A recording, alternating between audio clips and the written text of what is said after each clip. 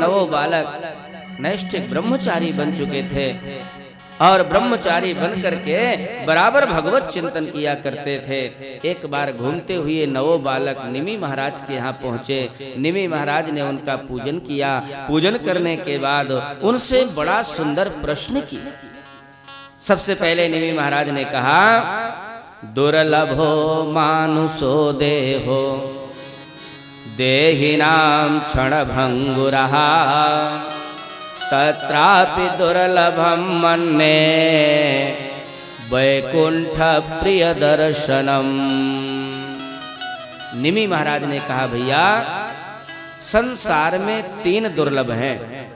थोड़ा आज की कथा मेहनत करके सुननी पड़ेगी, मन को एकाग्र करके, बुद्धि को एकाग्र करके और बड़े ध्यान से सुनना पड़ेगा, क्योंकि वेदांत है। वेदांत ऐसे कोई हंसी मजाक नहीं है कि चलते फिरते उठते बैठते कह लो सुन लो चलते बनो। वेदांत को कहने में भी समझ करके कहना पड़ता है और सुनने में भी समझ करके सुनना पड़ता है। निमि महाराज ने कहा, संसार में 3 दुर्लभ। कौन से 3 दुर्लभ हैं? मनुष्यत्व, मुमुक्षत्व, महापुरुष संश्रयः। भैया संसार में सबसे पहला दुर्लभ है ये मानव जीवन। जो मानव जीवन हम और आप लोगों को प्राप्त है ये साधारण नहीं, ये बहुत दुर्लभ। काकभूषुंड जी से गरुड़ जी ने यही प्रश्न किया, सबसे दुर्लभ कवन शरीरा। काकभूषुंड जी ने उत्तर दिया कि नर समान नहीं कवनिव देही जीव चराचर याचत जेही। भैया मानव जीवन के समान दुर्लभ जीवन कोई दूसरा हो ही नहीं सकता। अब प्रेमियों, मानव जीवन ये दुर्लभ जीवन हमें प्राप्त हो गया, लेकिन अगर मानव जीवन प्राप्त करके हमने इसकी सार्थकता को नहीं समझा, मानव जीवन के लक्ष्य को नहीं समझा, मानव जीवन के कर्तव्यों को नहीं समझा, तो मानव जीवन प्राप्त करने का हम कोई लाभ नहीं ले पाए। जैसे एक किसान जंगल में खेती कर रहा था। खेती करते करते उसका हल एक घड़े में फंस गया। घड़े को खोल करके देखा, उसमें बड़े सुंदर सुंदर पत्थर भरे।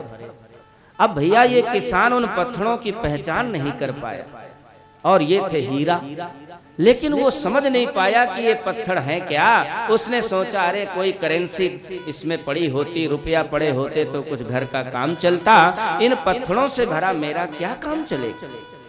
पर कोई बात नहीं, जब मेरी फसल पक जाएगी तो रस्सी में डाल करके वो पत्थर चिड़ियों के उड़ाने में काम आ जाएंगे। फसल पक गई, एक एक पत्थर वो रस्सी में डाल डाल करके चिड़ियों को उड़ाना शुरू कर दिया। भैया धीरे धीरे करके वो सारे पत्थर नदी में चले। एक दिन उसकी पत्नी भोजन लेकर के किसान के पास आई। साथ में छोटा बालक भी था, एक पत्थर उठा लाया खेल खेल में। घर में किसानिन भोजन बना रही थी। घर में भैया नमक नहीं था, पैसा भी नहीं था। किसानिन वही पत्थर लिया, चलूं चल करके बनिया को दिखाऊं, शायद दया आ जाएगी, थोड़ा बहुत नमक मिल जाएगा तो काम बन जाएगा। बनिया के पास गई, भैया ये मेरा पत्थर ले ले और इसके बदले में थोड़ा सा नमक दे। वहां भैया एक जौहरी बैठा हुआ, जहां उसने पत्थर देखा, अरे अरे ये तो हीरा है, और ये हीरा में नमक लेने के लिए आई। बहन जरा ये पत्थर दिखा। देखा, घुमा फिरा करके, अरे वाह ये तो शुद्ध हीरा।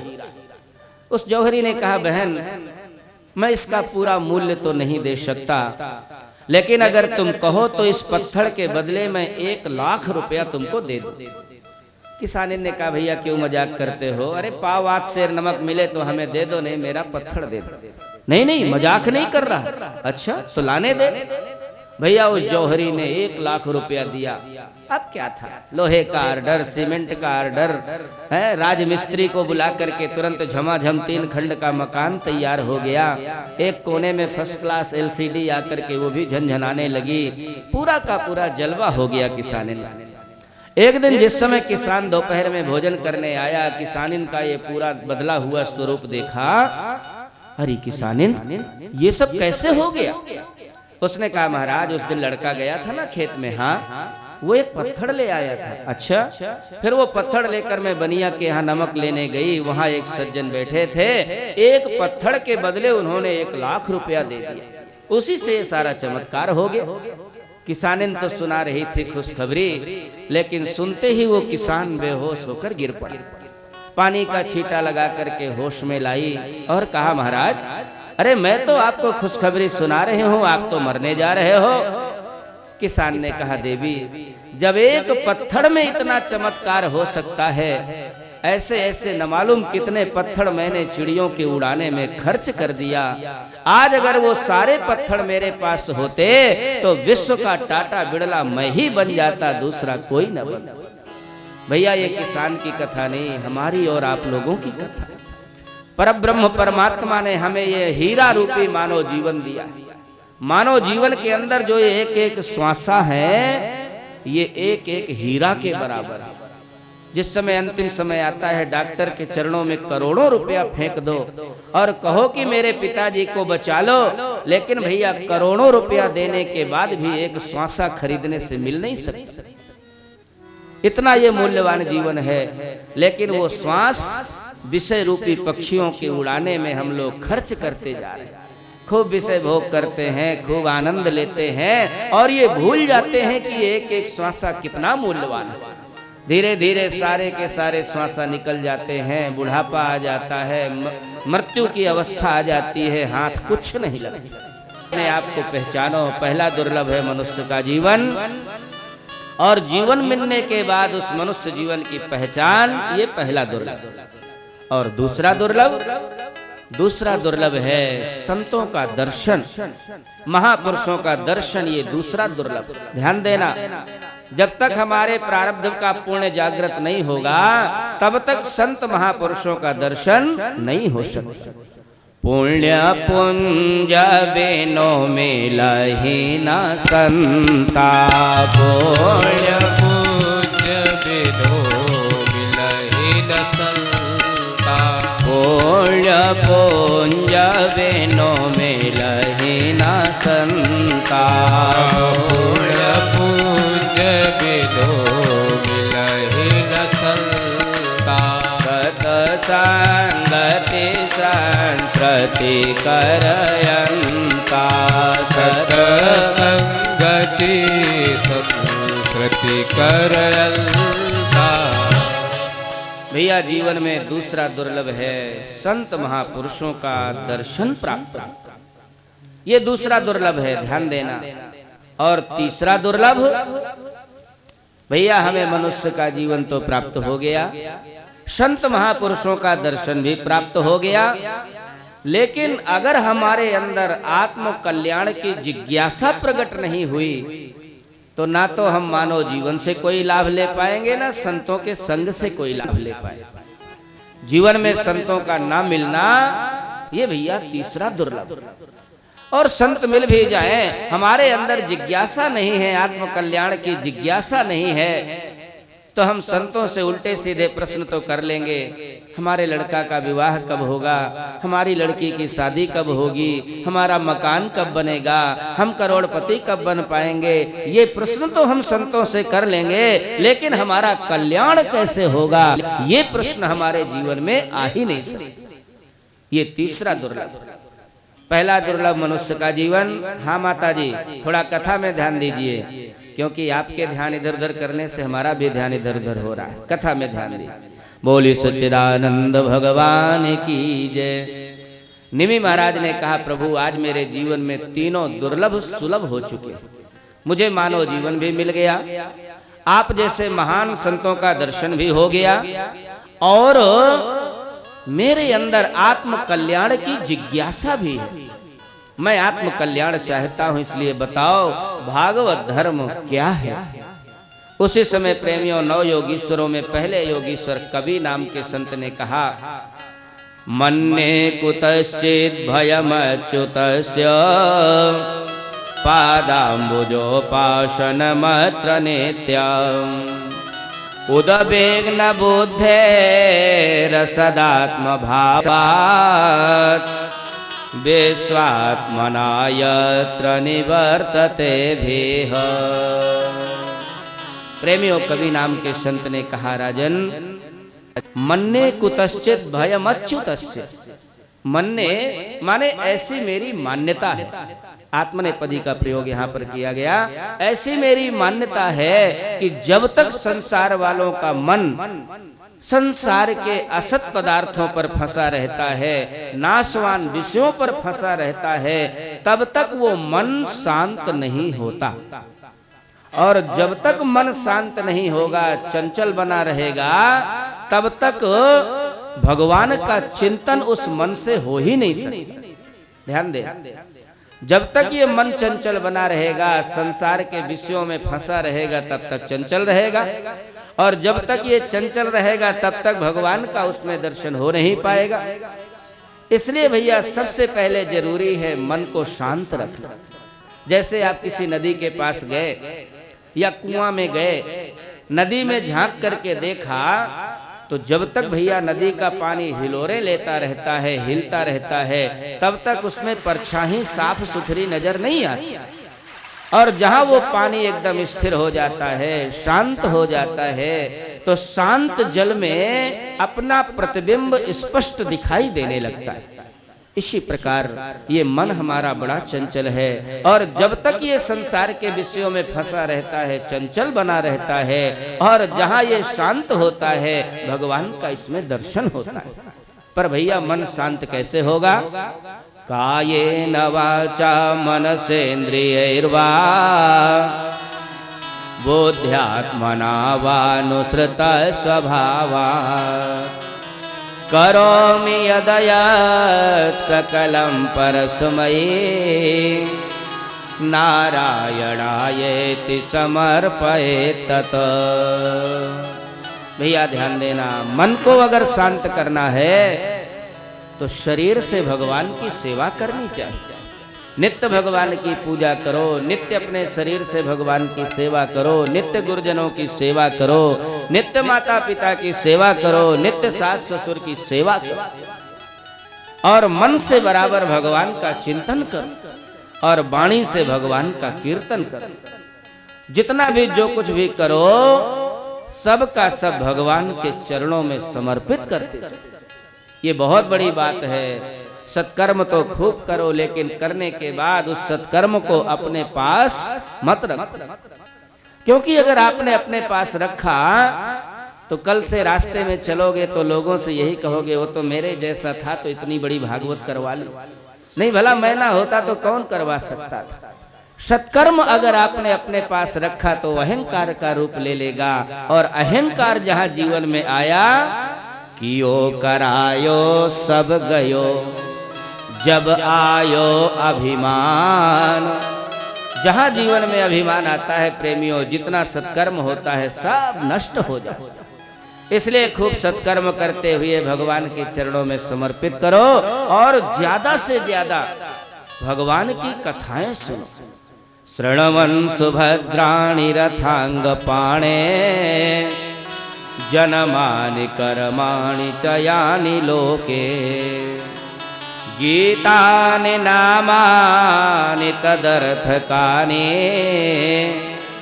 गायन् विलज्जो विचरेद संगः। ज्यादा से ज्यादा भगवान की कथा सुनना चाहिए, भगवान का कीर्तन करना चाहिए, भगवान के गुण कर्मों का वर्णन करना चाहिए। माने अगर कोई कथा सुनाने वाला ना हो तो स्वयं कथा कह करके सुनना चाहिए। रामायण ले लो, भागवत ले लो, गीता ले लो, उनको पढ़ पढ़ करके कथा सुनो और कहो। भगवान की कथा सुननी चाहिए, भगवान के जन्म कर्मों की चर्चा करनी चाहिए, कीर्तन के माध्यम से भगवान के गीत गाना चाहिए, भगवान का नाम लेने का अभ्यास करना चाहिए। और जब बहुत मस्ती आवे, एकांत मिल जाए, तो गायन विलज्जो विचरेद संगः, निर्लज्ज होकर के भगवान का गान करना चाहिए, असंग होकर के जीवन यापन करना चाहिए। असंगता की बहुत बड़ी महिमा है। कई बार ये बात कही जा चुकी है, भैया संसर्गजा दोष गुणा भवंती। जीवन में जितने भी दोष गुण हैं वो संग के द्वारा आते हैं। क्षुद पायो नुघासम जैसे आपने भोजन करना प्रारंभ किया, एक एक कवल खाना प्रारंभ किया, तो तुष्टि ही प्राणों को संतुष्टि मिलती है, पुष्टि ही शरीर का पोषण होता है। अक्षुध पायोनु घासम, हमारे अंदर जो भूख थी, जो क्षुधा थी, उस क्षुधा की निवृत्ति होती। एक एक कवल खाने में 3-3 काम होते हैं। शरीर का पोषण होता है, प्राणों को संतुष्टि होती है और भूख की निवृत्ति होती है, क्षुधा की निवृत्ति होती है। इसी प्रकार जिस समय जीव भगवान का नाम लेता है तो भक्तिर विरक्तिर भगवत प्रबोधः, भगवान का नाम लेने मात्र से भगवान के चरणों में भक्ति होती है, संसार के विषयों से वैराग्य होता है और भगवान के स्वरूप का ज्ञान होता है। भक्तिर विरक्तिर भगवत प्रबोधः, भगवान का नाम लेने मात्र से भगवान के चरणों में भक्ति होती है, संसार से वैराग्य होता है और भगवान के स्वरूप का ज्ञान होता है। इसलिए भैया नाम लेना बहुत जरूरी है। भैया दूसरा प्रश्न निमि महाराज ने कहा, भगवान के भक्तों का स्वरूप क्या होता है, भगवान के भक्तों की क्या पहचान है। हरि नाम के दूसरे योगीश्वर ने कहा, सर्वभूतेषु यः पश्येत् भगवद्भावमात्मनः भूतानि भगवत्यात्मन्येष भागवतोत्तमः। भैया भगवान के भक्त 3 प्रकार के, उत्तम, मध्यम और निकृष्ट। उत्तम भक्त कौन है?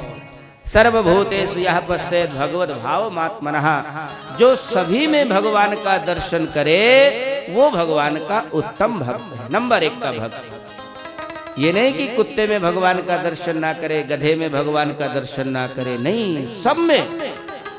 महाराष्ट्र के संत नामदेव जी थे, उन्होंने भैया कुत्ते में भी भगवान का दर्शन किया। भोजन बना करके रखा, टिक्कड़ बना करके रखा, उसी समय कुत्ता आया, उनकी रोटियों को दाब करके चल दिया। नामदेव जी महाराज अंदर से घी की कटोरी लेकर के आए और देखा, अरे ठाकुर जी महाराज अभी वो रोटी चुपड़ी नहीं है, कम से कम घी चुपड़ करके खाओ। कुत्ते में भगवान का दर्शन हुआ। इसलिए भैया कहने का तात्पर्य, चाहे कोई भी जड़ जीव जगत हो, सब में भगवान का दर्शन करने वाला नंबर 1 का भक्त कहा जाता है। और भैया दूसरे नंबर का भक्त कौन है? प्रेम मैत्री कृपोपेक्षा यह करोति समध्यमः। दूसरे नंबर का भक्त है जो भगवान से प्रेम करे, भगवान के भक्तों से मित्रता करे, अनजान लोगों के ऊपर कृपा करे और निंदक लोगों की उपेक्षा करे। बहुत ध्यान से सुनना, ये मध्यम भक्त कौन है? जो भगवान से प्रेम करे, भगवान के भक्तों से मित्रता करे और जो अनजान लोग हैं, जिनको भगवान के विषय में जानकारी नहीं है, उनके ऊपर कृपा करे और जो भगवान की निंदा करने वाले हैं उनके ऊपर कृपा करे। ये मध्यम भक्त। और भैया तीसरा प्राकृत भक्त कौन है? अर्चाया में वहरे पूजाम यह श्रद्धये हते न तद भक्ते सुचान्येषु सभक्तः प्राकृतः स्मृतः। तीसरे नंबर का भक्त मूर्ति में तो भगवान का दर्शन कर रहा है, पर संसार वालों से खिचखिच कर रहा है। कोई बात नहीं, प्राकृत भक्त है, कम से कम मूर्ति में तो भगवान को मान रहा है। जिस समय इसकी साधना और आगे बढ़ेगी, धीरे धीरे संसार में भगवान का दर्शन होने लगे। ये भैया तीसरे प्रकार का प्राकृत भक्त कहा जाता है। बोलिए सच्चिदानंद भगवान की जय। निमि महाराज ने पूछ लिया, महाराज ये जो संसार में कहा जाता है माया ने हमको जकड़ लिया, माया ने हमको फंसा दिया, हम माया में फंस गए, माया से नहीं छूट पा रहे, माया माया माया, तो ये माया का क्या स्वरूप है? यही वेदांत है। कहो ज्ञान विराग अरु माया, कहो सो भगति करहु के हिदाया। ज्ञान क्या है, वैराग्य क्या है, भक्ति क्या है, माया क्या है, ब्रह्म क्या है, जीव क्या है, इसी का नाम वेदांत। निमि महाराज ने कहा माया का स्वरूप क्या है? अंतरिक्ष नाम के संत ने कहा एभिर्भूतानि भूतात्मा महाभूतैर्महाभुज ससर्जोच्चावचान्याद्यः स्वमात्रात्मा प्रसिद्धये। अंतरिक्ष नाम के संत ने कहा, भैया भगवान की इच्छा का नाम ही माया है। माया कोई दूसरी नहीं, भगवान की इच्छा। एको हम बहुश्यामी, भगवान ने इच्छा किया मैं एक से अनेक हो जाऊं, तो भगवान के सामने माया प्रकट हो गई। और माया प्रकट होकर के सबसे पहले उसने महत्तत्व को जन्म दिया। महत्तत्व से अहंकार को उत्पन्न किया। 3 प्रकार का अहंकार हुआ, शतोगुणी अहंकार, रजोगुणी अहंकार और तमोगुणी अहंकार। भैया तमोगुणी अहंकार से आकाश उत्पन्न हुआ, आकाश से वायु उत्पन्न हुआ, वायु से अग्नि उत्पन्न हुई, अग्नि से जल उत्पन्न हुआ, जल से पृथ्वी उत्पन्न हुई और पृथ्वी में अनेक अनेक जीव उत्पन्न हो गए। एक से अनेक बनाने का काम किसने किया? माया ने किया। और फिर जब भगवान की इच्छा हुई अब मैं अनेक से एक हो जाऊं, तो माया ने पुनः अपने अपने कारणों में सिमेटना प्रारंभ कर दिया।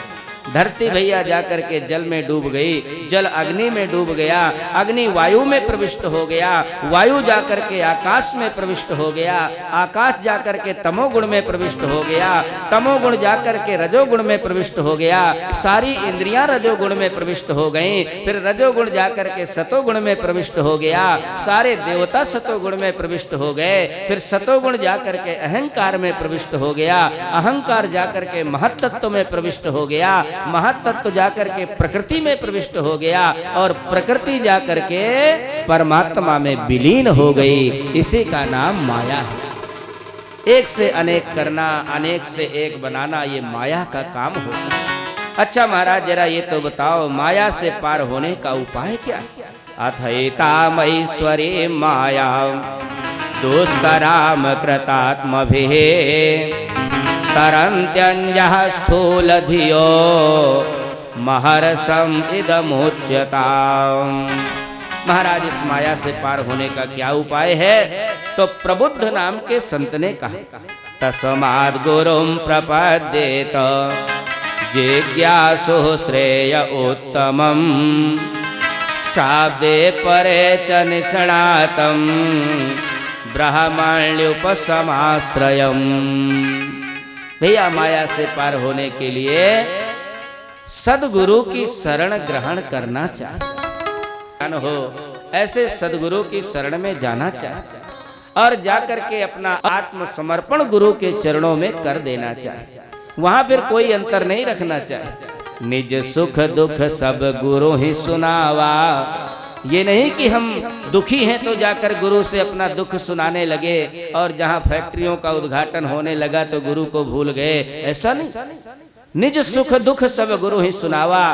पूर्ण रूपेण गुरु पर अपना समर्पण होना चाहिए और जितना हम गुरु पर समर्पण भाव रखेंगे उतना ही गुरु की शक्ति हमारा कल्याण करती है, हमें माया से बचाती है। गुरु की पूर्ण शक्ति पूर्ण निष्ठा ही हमारे ऊपर कृपा करती है। इसलिए भैया सदगुरु के चरणों में जाकर के अपना आत्मसमर्पण करना चाहिए। एक बहुत बढ़िया कथा हमारे गुरुदेव भगवान कहते थे। एक ब्रह्मचारी 25 वर्ष तक ब्रह्मचर्य व्रत पालन करने के बाद गुरु जी ने आज्ञा दिया, बेटा जाओ विवाह करो। उस बालक का विवाह निश्चित हो गया। और भैया जिस समय बारात का समय आया गुरु जी ने परीक्षा लेने के लिए दूसरे विद्यार्थी को लगा दिया और कहा, बेटा जरा जाओ, जब इसकी भावरे पड़ने लगे तो इससे कह देना कि गुरुजी ने तुमको बुलाया, जरा देखें इसकी निष्ठा हम पे है कि विवाह के पहले ही खत्म हो गई। भैया बारात गई, गांठ जोड़ दी गई, जहां भावरे पड़ने का नंबर आया दूसरा। अब वो ब्रह्मचारी जिसका विवाह हो रहा था विचार करने लगा, अगर मैं गुरुजी के पास नहीं गया, बोलिए सच्चिदानंद भगवान की जय, अगर मैं गुरु जी के पास नहीं गया तो गुरु से मेरी निष्ठा समाप्त हो जाएगी और यदि मैं गुरु जी के पास जाता हूं तो विवाह का जो मुहूर्त है वो निकल जाएगा। दुविधा में पड़ गया। बाद में उसने निर्णय लिया, धर्मो रक्षति रक्षितः अगर मैंने अपने धर्म की रक्षा की तो धर्म मेरी रक्षा करे। तुरंत उसने पत्नी की गांठ को खोला, खोल करके वहां से गुरुजी की तरफ चल पड़ा। भैया रास्ते में गुरुजी का आश्रम थोड़ा दूर था, रात्रि हो गई, एक धर्मशाला पर ठहरना पड़ा। जिस कमरे में ये विद्यार्थी ब्रह्मचारी ठहरा हुआ था उसी से कुछ दूर में एक वेश्या का कमरा था। करके वेश्या की तरफ को चला, लेकिन जैसे ही कमरे के निकट पहुंचा वहां पर एक बूढ़ा आदमी लाठी लिए खड़ा हुआ था। लौट आया, जब ये इधर उधर हो जाएगा तब दोबारा जाऊंगा। दोबारा गया, लेकिन वो बूढ़ा आदमी ज्यों का त्यों खड़ा। तीसरी बार गया, रात में कई मर्तबे प्रयास किया, लेकिन वो बूढ़ा वहां से टस से मस नहीं हुआ। प्रातः काल हो गई, उठ करके अपना स्नान ध्यान किया, नित्य नियम किया और नित्य नियम करके वहां से गुरुजी के आश्रम में आया। गुरुजी के चरणों को प्रणाम किया। गुरुजी ने कहा, अरे तेरा तो विवाह हो रहा था रे, तू यहाँ कहाँ से आ गया? उसने कहा, गुरुजी मैं बहुत बड़ा गुरु भक्त, जैसे ही मुझे आपका संदेशा मिला मैंने पत्नी की गांठ खोल दिया और आपकी तरफ। गुरुजी ने कहा, हाँ बेटा, अगर तू इतना बड़ा गुरु भक्त ना होता की रक्षा की। कहने का तात्पर्य, जितना हमारी निष्ठा गुरु पर होगी उतनी ही गुरु की कृपा हमारे ऊपर होगी और वही हमें माया से पार करा सकते हैं। यत उद्भव प्रलय हेतु हेतुरस्य यत स्वप्न जागर सुसुप्ति सुसद बहेश्य देहेन्द्रिया सुहृदया निचरन्ति येन संजीवितानि तदवेहि परम नरेंद्र। भैया भगवान की क्या परिभाषा है। यहाँ पर जो श्लोक लिखा है इसी का ठीक अनुवाद गोस्वामी जी ने 2 चौपाइयों में किया है। विषय करण सुर जीव समेता, विषय करण सुर जीव समेता, विषय करण सुर जीव समेता, विषय करण सुर जीव समेता, सकल एकते एक सजेता, सकल एकते एक सजेता, सब कर परम प्रकाशक जोई, सब कर परम प्रकाशक जोई, राम अनादि अवधपति सोए, राम अनादि अवधपति सोए। भैया ध्यान देना, भगवान का स्वरूप क्या है ये प्रश्न हुआ है तो महाराज पिप्पलायन जी ने कहा, विषय करण सुर जीव समेता, सकल एकते एक सचेता। विषय माने जैसे भैया ये संतरा एक विषय है, लेकिन ये काला है कि गोरा है, हरा है कि नीला है कि पीला है, इसका ज्ञान हमें कहां से हो रहा है? ये संतरा है कि अमरूद है, इसका ज्ञान कहां से हुआ? नेत्र इंद्रिय के द्वारा। तो भैया इस विषय से बड़ा होता है करण। करण माने इंद्रिय, विषय करण। तो क्या करण ही भगवान है? क्या ये इंद्रिय ही भगवान है? बोले नहीं, इंद्रिय भगवान नहीं है। इंद्रिय से बड़ा होता है सुर। सुर माने देवता। जैसे आप लोग डॉक्टर के पास जाते हैं, डॉक्टर से कहा, डॉक्टर साहब हमारे आंखों का ऑपरेशन कर दो, आंखें ठीक कर दो। डॉक्टर ने निरीक्षण किया और निरीक्षण करके कह दिया, तुम्हारी आंखें अब कभी ठीक नहीं होंगी। क्यों महाराज? गोलक बना है, पुतली बनी है, इधर उधर आंख चल भी रही है, पलक भी खुल रही है, कोई दिक्कत है नहीं, फिर भी आप कहते हो आंख ठीक नहीं होगी। क्यों? क्योंकि इस नेत्र का, इस इंद्रिय का देवता, इसकी रोशनी चली गई। तो भैया ये रोशनी क्या है? ये देवता है। आंखों में सूर्य भगवान की कृपा है, आंखों में सूर्य भगवान की रोशनी है, उन्हीं के कृपा से हमें दिखाई पड़ रहा है। इसलिए इंद्रिय से बड़ा होता है देवता। तो क्या देवता ही भगवान है? बोले नहीं, विषय कारण सुर जीव, देवता से बड़ा होता है ये जीव चेतन। क्योंकि डॉक्टर जब किसी अंग का ऑपरेशन करते हैं, उस अंग के देवता को वहां से हटा करके चेतन हृदय में विराजमान कर देते हैं। शरीर को शून्य करने का मतलब यही होता है। जिस अंग में ऑपरेशन करते हैं उसको शून्य कर देते हैं। शून्य करने का मतलब वहां के देवता को वहां से हटा करके और चेतन जीवात्मा के पास बिठा देते हैं। दूसरा डॉक्टर आला लगा करके हृदय का निरीक्षण करता रहता है। अगर हृदय में धड़कन है तो उस देवता को वहां से हटा करके पुनः उस अंग तक पहुंचाया जा सकता है। भैया बड़ी विधि से ऑपरेशन करने के बाद उस देवता को पुनः वहां पहुंचा देते हैं। तो क्या ये जीव ही भगवान है? विषय कारण सुर जीव, क्या यही सबसे बड़ा देवता है? सबसे बड़ा भगवान यही है? बोले नहीं भैया, ये छोटे छोटे जो रास्ते में ट्रांसफार्मर लगे हैं ये सबसे बड़े नहीं होते, बल्कि इन ट्रांसफार्मरों को भी जहां से बिजली प्राप्त होती है वो पावर हाउस बड़ा होता है। तो पावर हाउस क्या है? सब कर परम प्रकाशक जोई, तो राम अनादि अवधपति सोई। इस चेतन को जो ताकत प्रदान करता है, जीवात्मा को जो शक्ति प्रदान करता है, उस प्रदान करने वाले को ही परमात्मा कहा जाता है, उसी को भगवान कहा जाता है, उसी को ब्रह्म कहा जाता है। बोलिए सच्चिदानंद भगवान की जय। अच्छा महाराज, जरा ये बताओ कर्म की परिभाषा क्या है? कर्मा कर्म विकर्मेति, कर्म क्या है, अकर्म क्या है, विकर्म क्या है? महाराज जरा कर्म योग का वर्णन करो। आविर्होत्र नाम के संत ने कहा, अरे महाराज ये कर्म की व्याख्या करना कोई साधारण नहीं। कर्मा कर्म विकर्मेति वेद वादो न लौकिकः, वेदस्य चेश्वरात्मत्वात् तत्र मुह्यन्ति सूरयः। कर्म क्या है, अकर्म क्या है, विकर्म क्या है, ये भैया मन गढ़ंत ढंग से सिद्ध नहीं किया जा सकता। इनकी परिभाषा बताने के लिए वेदों का सहारा लेना पड़ता है। बिना वेद मत के कर्म क्या है, अकर्म क्या है, विकर्म क्या है, ये कह पाना बहुत कठिन। पर वेदों में तो भैया पुष्पित वाक्य बहुत है, वेदों के अर्थ को समझने बहुत कठिन है। वेदों में लिखा रहता है कुछ और अर्थ होता है कुछ।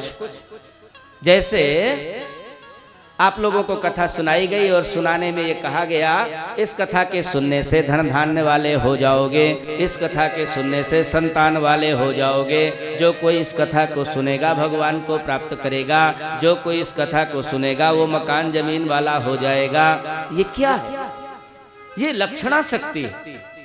वेदों में ये जो बातें लिखी गई हैं, जो शास्त्रों में ये कही जाती हैं, ये मैया के मिठाई के समान पुष्पित वाक्य हैं। जैसे कोई मैया अपने बालक को दवा खिलाती है तो ये नहीं कहती कि आ बेटा दवा खा ले, क्योंकि वो जानती है लड़का दवा को कड़वी मान करके दूर चला जाएगा और इसका रोग ठीक नहीं होगा। इसलिए वो मैया कहती है, अरे बेटा आ मिठाई खा ले, मिठाई खा ले, मिठाई खा ले। अब वो जहां वो छोटा सा बच्चा मिठाई के लालच में आया तो वही कड़वी दवा घोल करके उस बच्चे को पिला दी जाती है। क्यों?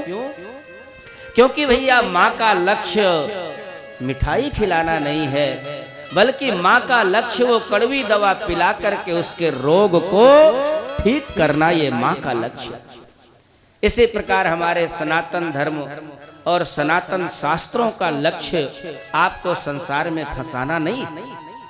लेकिन ये बातें इसलिए कही जाती हैं कि संसार वालों को अभी संसार की जरूरत है, धन दौलत की जरूरत है, बाल बच्चों की जरूरत है। तो कम से कम संसार वालों को ये लालच देकर के पास में बुला लो, और जहां ये संसार वाले पास में आ जाएं तो यही कड़वी दवा उनको भगवान की कथा रूपी दवा का पान करा दो, ताकि इनका भवसागर का जो भैया भव बंधन का जो रोग है वो रोग मुक्त हो जाए और सब के सब भगवान को प्राप्त कर जाए, ये शास्त्रों का लक्ष्य।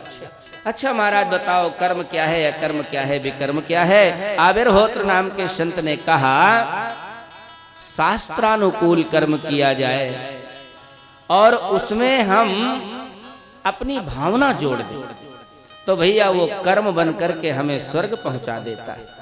शास्त्रों के अनुसार काम तो किया लेकिन सकाम कर्म किया, हमने उसमें अपनी कामना जोड़ दी, इस कार्य के करने से हमें ये हो जाए, इस काम के करने से यो हो जाए। सकाम कर्म करने से वो किया हुआ कर्म बन जाता है और कर्म हमें स्वर्ग की प्राप्ति कराता है। और भैया विकर्म क्या है? शास्त्र ने कहा मदिरा पान मत करो, हमने किया। शास्त्र ने कहा मांस भक्षण मत करो, हमने किया। शास्त्र ने कहा व्यभिचार मत करो, हमने किया। तो ये जो किया गया कर्म है ये प्रेमियों विकर्म बन जाता है और विकर्म बन करके हमें यहाँ से नरकों में डाल देता है। बहुत ध्यान रखना, शास्त्रानुकूल कर्म करेंगे तो स्वर्ग जाएंगे, सकाम कर्म, और शास्त्र के प्रतिकूल कर्म करेंगे तो सीधा नरक जाएगा। और हमने शास्त्रानुकूल कर्म किया पर कोई कामना नहीं जोड़ी, निष्काम भाव से शास्त्रानुकूल कर्म किया तो वो भैया सीधे अकर्म बन करके भगवान से मिलाने वाला होता है। बोलिए सच्चिदानंद भगवान की जय। अच्छा महाराज ये बताइए भगवान के कितने अवतार होते हैं? द्रुमिल नाम के संत ने कहा यो वा अनंतस्य गुणानंता ननो क्रमे सतु बाल बुद्धि। अरे भैया इनकी कोई गणना नहीं कर सकता। भगवान के कितने अवतार हैं, धरती के धूल के कणों को गिन सकते हो लेकिन भगवान के अवतारों की गणना कोई नहीं कर सकता। पर हाँ एक चीज हमेशा भगवान के अवतारों से शिक्षा लेनी चाहिए। नारायण का अवतार धारण करके भगवान ने ये शिक्षा दिया कि भाइयों आनंद संसार में नहीं है बल्कि आनंद अपने अंदर के आनंद को देखो, अपने अंदर की भूख को जगाओ। और अगर अपने अंदर भूख नहीं है तो संसार के पदार्थों में आनंद नहीं आ सकता। इसलिए भैया अपने अंदर की क्षुधा को जागृत करना चाहिए। अच्छा महाराज ये बताओ संसार में जो नास्तिक लोग होते हैं उनकी क्या गति होती है? उसी समय चमस नाम के संत ने कहा मुख बाहुरुपादेभ्यः पुरुषस्याश्रमैः सह चत्वारो जग्गिरे वर्णा गुणैर्विप्रादयः पृथक्। चमस नाम के संत ने कहा भैया भगवान ने 4 वर्ण और 4 आश्रम बनाए और सभी आश्रमों की सभी वर्णों की व्यवस्था भी बताई है। 25 वर्ष तक ब्रह्मचर्य आश्रम, 25 के बाद 50 वर्ष तक गृहस्थ आश्रम और गृहस्थ आश्रम के बाद फिर वानप्रस्थ आश्रम, वानप्रस्थ आश्रम के बाद 25 वर्ष तक संन्यास आश्रम। भगवान ने ये चारों वर्ण चारों व्यवस्था बताई है, सभी के गुण कर्म बताए हैं। लेकिन कुछ नास्तिक लोग होते हैं जो सिद्धांत का ज्ञान तो रखते नहीं, केवल जो मन में आया वो बोलते रहते।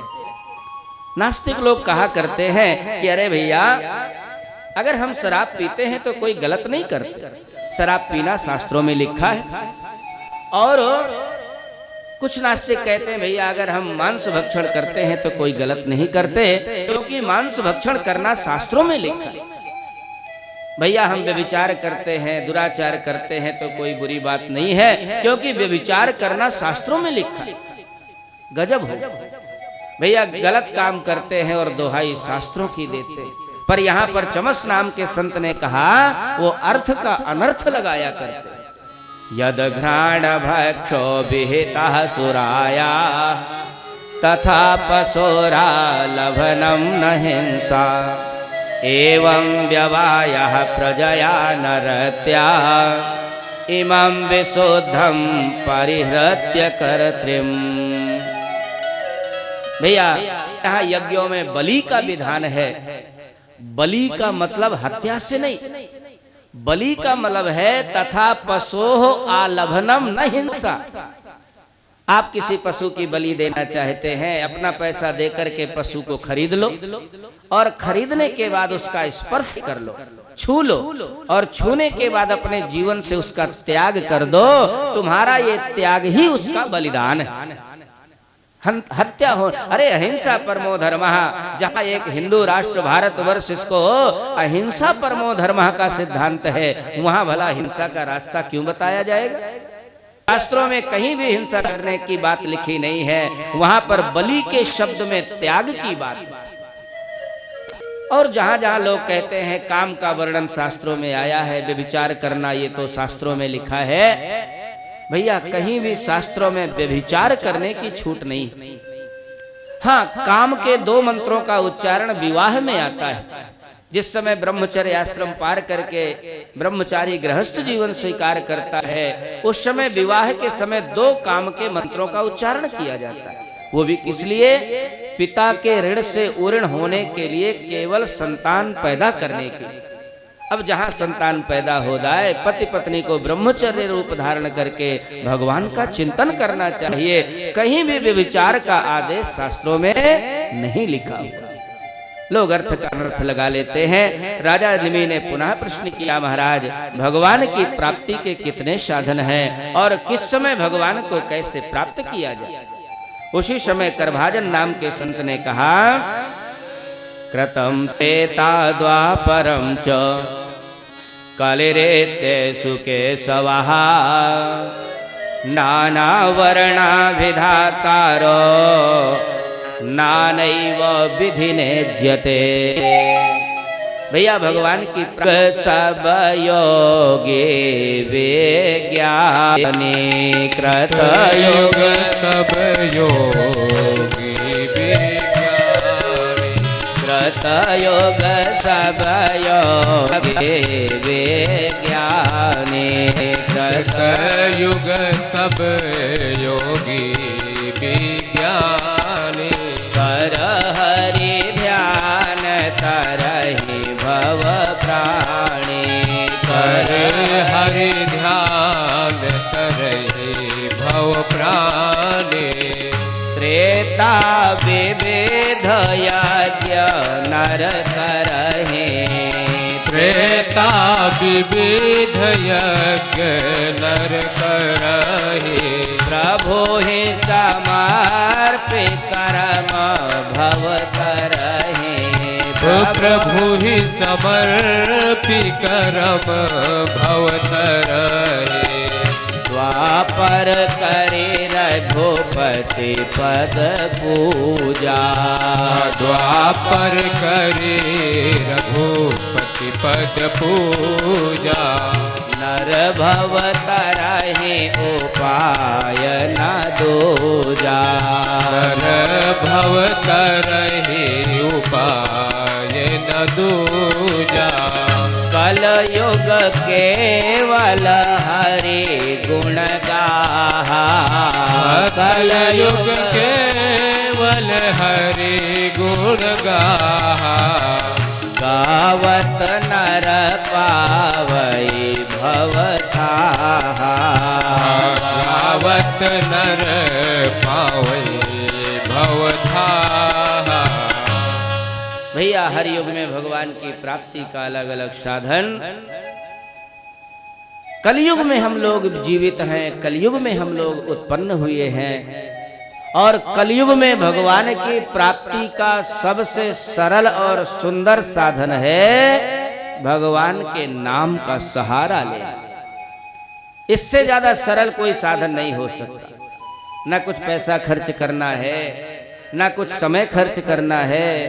चलते काम करते रहो, नाम जपते रहो, रात दिन कृष्ण का ध्यान धरते रहो, मन को विषयों के विष से हटाते चलो, कृष्ण गोविंद गोपाल गाते चलो। इससे सरल साधन दुनिया में कोई दूसरा हो ही नहीं सकता। अरे नाम ही तो लेना है, राधे श्याम राधे श्याम राधे श्याम, जय राधे श्याम राधे श्याम राधे श्याम राधे श्याम जय राधे श्याम राधे श्याम जय राधे श्याम राधे श्याम जय राधे श्याम राधे श्याम जय राधे श्याम राधे श्याम जय राधे श्याम सीताराम सीताराम सीताराम जय सीताराम सीताराम सीताराम सीताराम जय सीताराम। चलते फिरते उठते बैठते जैसे तैसे भगवान का नाम जप करने का अभ्यास कर लो, भवसागर से पार हो जाओ। आप पर अपने आप को धिक्कारो, वो काम हम क्यों नहीं करते?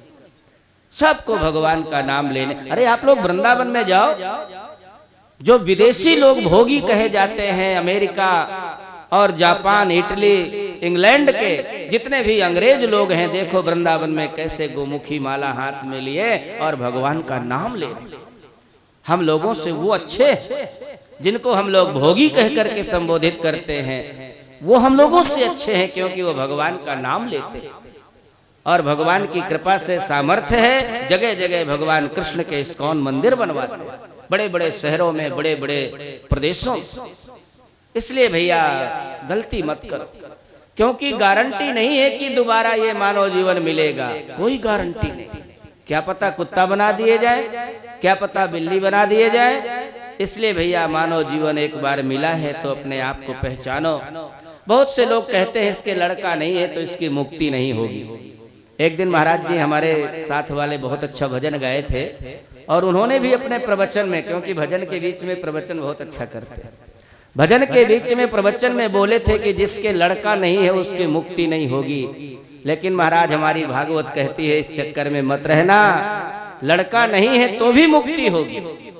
देवर से भूताप्त नृणाम पितृणाम न किंकरो नायमृणी च राजन सर्वात्मना यः शरणं शरण्यं गतो मुकुंदम परिहृत्य कर्त्रिम। भैया लड़के वालों के लिए कोई वैकुंठ का रिजर्वेशन थोड़ी हो जाता है।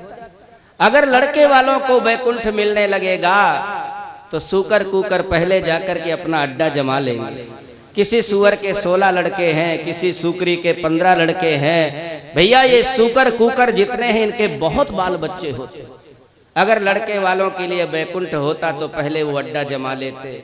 इसलिए धोखे में मत रहना, लड़के वालों के लिए वैकुंठ नहीं है, बल्कि वैकुंठ है भगवान के भक्तों के।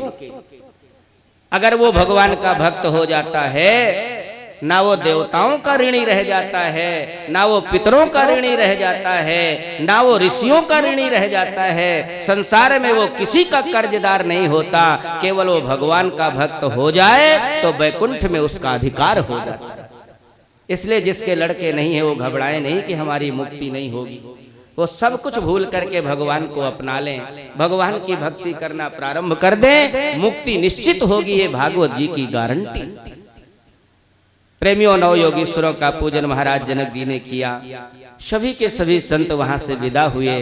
इधर वसुदेव जी ने नारद जी का पूजन किया, और जैसे ही नारद जी द्वारिका से गए, भैया द्वारिका में सभी देवता मनुष्य का रूप धारण करके आए। आकर भगवान से प्रार्थना किया, प्रभु बहुत समय हो गया, अब आपको अपने स्वरूप में स्थित होना चाहिए। भगवान ने कहा, देवताओं तुम चिंता मत करो, 125 वर्ष का समय लेकर मैं आया हूँ, ठीक अपने समय से मैं अपने लोक में पहुंच जाऊं।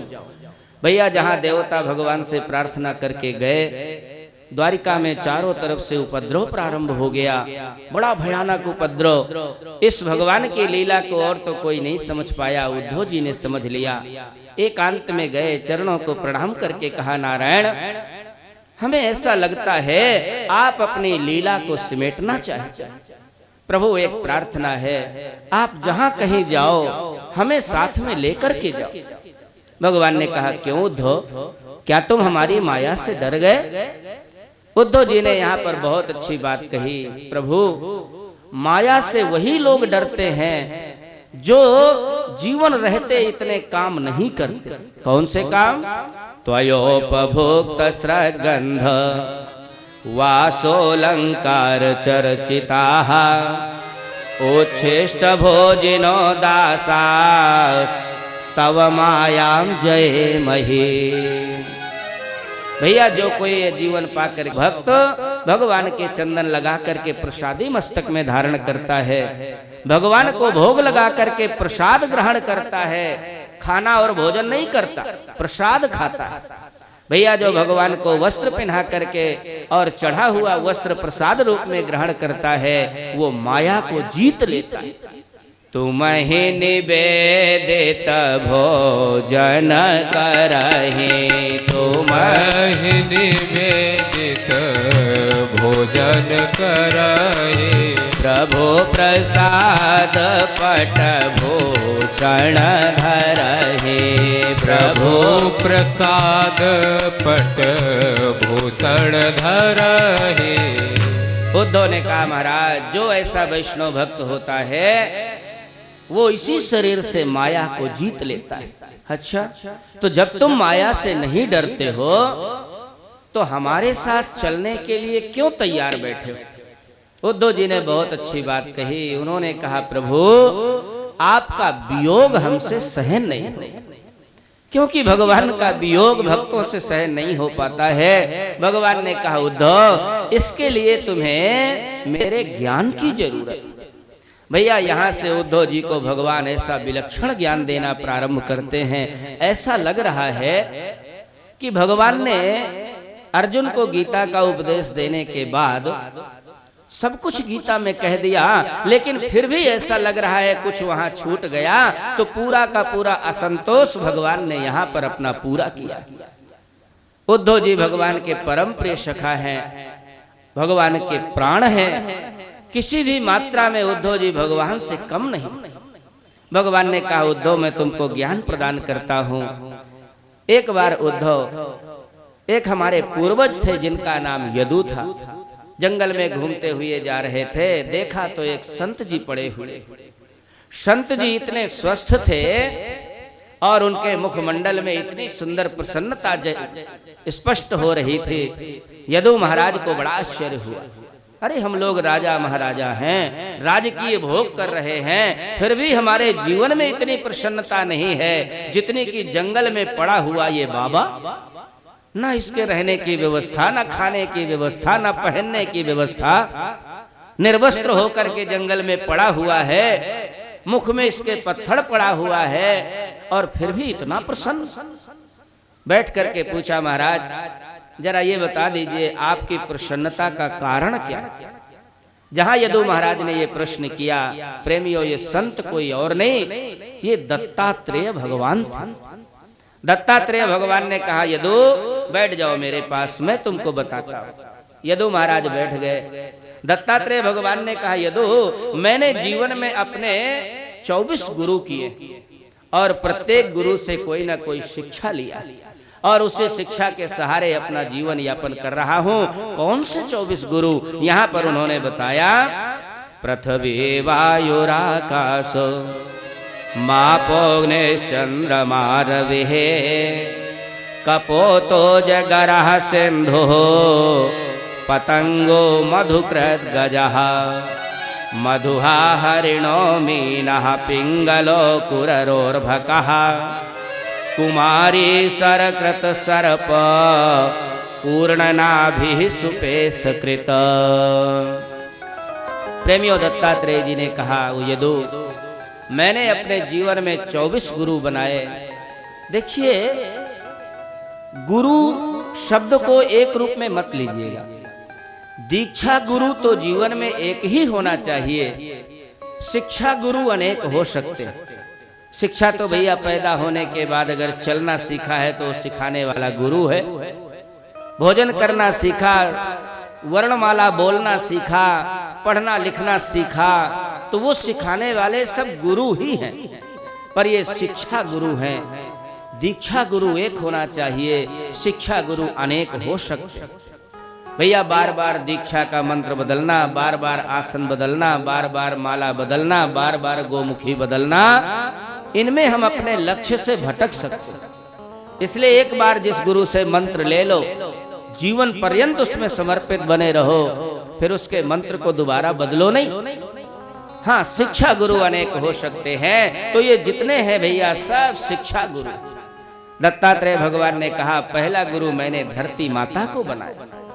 धरती माता से क्या शिक्षा लिया भैया? धरती को चाहे कोई फावड़ा से खूंदे, चाहे धरती में कोई दस्त पेशाब करे, धरती माता कभी किसी को श्राप नहीं देती। क्यों? क्योंकि धरती के अंदर क्षमा का गुण है। और भैया सर्वश्रेष्ठ वही होता है जिसके अंदर क्षमा का गुण होता है। क्षमा ना हो अगर जीवन में, वो प्रशंसनीय नहीं होता। एक हमारे गुरुदेव कथा सुनाया करते थे, एक देवरानी जेठानी में बड़ा प्रेम था, कभी लड़ाई नहीं होती थी। नारद जी को लगा कि इन्हें लड़वाना चाहिए। भैया देवरानी जेठानी दोनों ने मिलकर के दही का मंथन किया, मक्खन उठाया, उठा करके एक बर्तन में मक्खन रखा और जेठानी ने देवरानी से कहा बेटी तुम इस कुर्सी में खड़े हो जाओ, मैं नीचे से बर्तन तुमको दे देती हूँ और तुम ऊपर छीका में इस बर्तन को रख दो। जहाँ वो नीचे से बड़ी वाली देने लगी, ऊपर से छोटी वाली पकड़ने लगी। नारद जी ने सोचा बस यही मौका है लड़ाने का। नारद जी ने ऐसी माया घुमाई कि भैया दोनों के हाथ से बर्तन टूट करके फूट गया। नारद जी ने सोचा बस लड़ाई होने वाली है, लेकिन उसी समय बड़ी वाली ने कहा अरे बेटी तेरी गलती नहीं है, दरअसल मैं पकड़ा रही थी लेकिन तू पकड़ नहीं पाई, मैंने अपना हाथ हटा लिया इसीलिए बर्तन टूट गया। छोटी वाली ने कहा नहीं बहन जी, मैंने पकड़ तो लिया था लेकिन वो मेरा हाथ चिकनाहट के कारण फिसल गया, गलती मेरी है, इसी वजह से ये बर्तन टूट गया। नारद जी प्रकट हो गए, तुम अब जीवन में कभी नहीं लड़ोगे। क्यों? लड़ाई तो वहां होती है गलती हम करें और सामने वाले पे उसका उलहना ठोकें, तुमने ऐसा किया, तुमने ऐसा किया, तुम ऐसा करती हो, तभी लड़ाई हो। और भैया यदि हम दूसरे की गलती भी अपने ऊपर स्वीकार कर लें तो लड़ाई होने का सवाल ही नहीं। मैंने ये गुण धरती से सीखा। धरती के अंदर क्षमा का गुण होता है। धरती कभी किसी को श्राप नहीं देती, धरती कभी किसी को दंड नहीं देती है, चाहे उसमें दस्त पेशाब करो चाहे खुदाई करो। एक शिक्षा मैंने वायु से सीखा। भैया वायु किसी फुलवाड़ी से निकलता है, वायु माने हवा। हवा अगर किसी फुलवाड़ी से निकल करके जाती है तो बहुत सुंदर सुगंधी होती है, किसी गंदे नाले से निकल करके जाती है, स्पर्श करके जाती है तो उस वायु में दुर्गंध आ जाती है। लेकिन जहाँ दोनों से अलग होती है, हवा में ना तो सुगंध होती है ना दुर्गंध होती है। इसी प्रकार भैया ये संसार है, संसार में दुर्जन लोग भी मिलेंगे और सज्जन लोग भी मिलेंगे, लेकिन ना तो ज्यादा सज्जनों के चक्कर में पड़ो ना ज्यादा दुर्जनों के चक्कर में पड़ो। अपने स्वरूप में स्थित रहना चाहिए, अपने स्वरूप का चिंतन करना चाहिए। मैं कौन हूँ, मैं किस लिए आया हूँ, ये असंग का गुण मैंने वायु से सीखा। एक शिक्षा मैंने आकाश से सीखा। भैया जैसे आकाश सर्वव्यापक होता है, जहां भी खाली जगह वहीं पर आकाश, इसी प्रकार व्यक्ति को अपने गुणों के द्वारा, अपने श्रद्धा के द्वारा, सदाचार के द्वारा इतना व्यापक हो जाना चाहिए जैसे आकाश व्यापक होता है। इस तरह से ब्रह्मांड में, विश्व में वो व्यापक हो जाना चाहिए। ऐसा मैंने आकाश से शिक्षा ली। एक शिक्षा मैंने जल से लिया। भैया जल में दो गुण विशेष होते हैं। एक तो जल में मिठास होती है और दूसरा जल में शीतलता होती है। और ये जल का विशेष प्रभाव हमारे जिह्वा में होता है। इसलिए भैया जिह्वा को बहुत संयम करके प्रयोग करना चाहिए, क्योंकि ये जिह्वा इतनी विचित्र होती है, ये चाहे तो सारे संसार को मित्र बना सकती है और ये जिह्वा चाहे तो सारे संसार को दुश्मन बना सकती है। जिह्वा ग्रे बसते लक्ष्मी, जिह्वाग्रे मित्र बांधवा। अरे किसी से प्रेम से बोल दो तो तुम्हारा मित्र बन जाएगा, और किसी को गाली दे करके प्रयोग करो तो वही तुम्हारा शत्रु बन जाएगा। इसलिए भैया बहुत संभाल करके जिह्वा का प्रयोग करना चाहिए। कहि सत्य प्रिय बचन विचारे कहि सत्य प्रिय बचन विचारे कहि सत्य प्रिय बचन विचारे जागत सोवत सो करण तिहारे आगत सोगत शरण